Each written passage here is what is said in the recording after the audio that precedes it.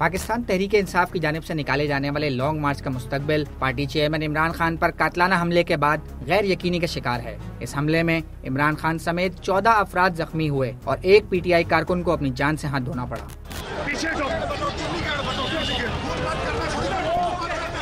हमलावर को भी गिरफ्तार किया जा चुका है और उसने एक वीडियो पैगाम में हमले की जिम्मेदारी कबूल की है। ये लोगों को गुमराह कर रहा था इमरान खान और मुझसे ये चीज़ देखी नहीं गई और मैंने इसको मार दिया। मारने की कोशिश की, पूरी मारने की कोशिश की कि मैं इसको मारूं, सिर्फ और सिर्फ इमरान खान को और किसी को नहीं। इमरान खान फिलहाल शौकत खानम अस्पताल में ज़ेरे इलाज हैं और रात गए उनकी टांग की सर्जरी करके उसमें मौजूद जर्रात को निकाल दिया गया है। ताहम फिलहाल डॉक्टर्स की जानिब से ये नहीं बताया जा रहा कि उनको कब तक अस्पताल से डिस्चार्ज किया जाएगा। इसी असना में PTI के जनरल सेक्रेटरी असद उमर ने ऐलान किया है कि पार्टी बाद नमाज जुमा मुल्कगीर एहतजाज करेगी और ये एहतजाज तब तक जारी रहेगा जब तक जिन 3 अफराद पर खान साहब ने अपने कत्ल की साजिश का इल्जाम लगाया है अपने ओहदों से हटाए नहीं जाते।